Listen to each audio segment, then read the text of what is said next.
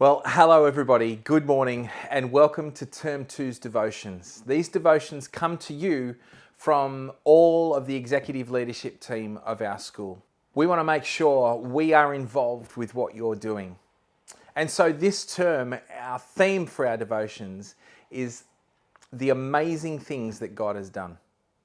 Now, that could be anything. It could be anything from the amazing things that God has done in my life, or it could be the amazing things that God has done in the life of the school, or it could be the amazing things that God has done in our country, or even amazing stories from the Bible or amazing stories from history. But we wanted to make sure that we continued along the lines of this year's theme of possibilities. And as we consider what all the possibilities are, we find ourselves more and more amazed as time goes by at the incredible things God has done. And so, let me talk to you about the first one for this term. I want to talk to you about the incredible miracle of Easter and Jesus. We've just had Easter. Those were the holidays you were just in. I hope you enjoyed them.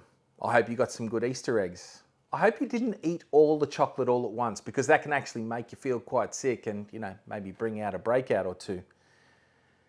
But as I consider Easter, I consider that to be one of the most amazing things that God has done.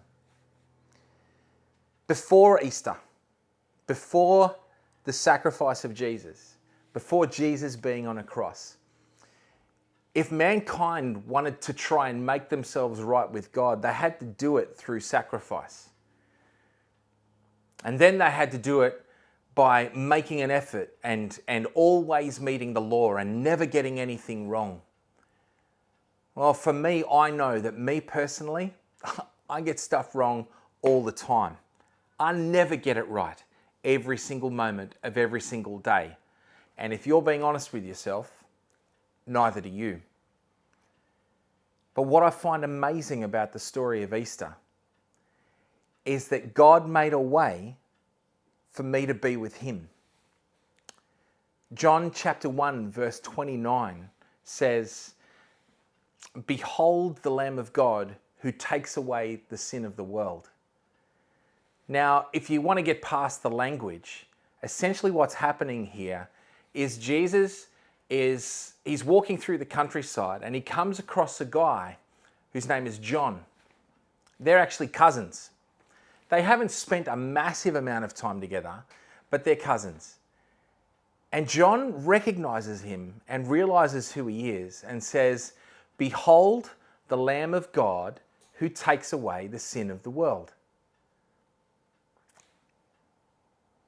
He's looking up and he's realizing that this person, the person of Jesus, is the person who will take away all the sins of the world. And he calls him the Lamb of God. It's really interesting. One of the things I said just a minute ago was that one of the only ways you could make yourself right with God was through animal sacrifice. Now we hear that and we think, oh, that's barbaric. There's no way I want to be part of a belief system that does that. But God made a way through that belief system, and He became that Lamb of God. He became that sacrifice.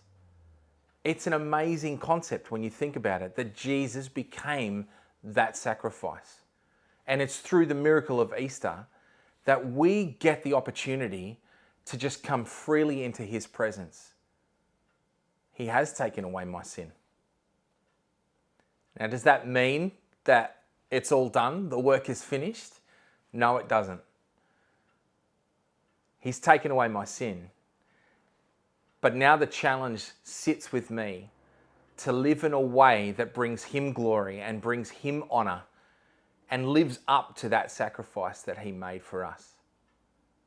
This term, I pray for you, for our entire school, that we would all find ourselves in that spot where we realize exactly what He's done for us.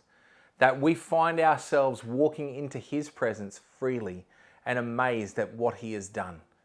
An amazing thing. Taking my sin away and making it so that I could come to Him freely. And this term, you're going to unpack more and more amazing things that God has done. And I can't wait to hear incredible stories about what He does in your life, about the amazing things He does in the life of our students, of our families, and of our entire school community. God bless. I'll see you around.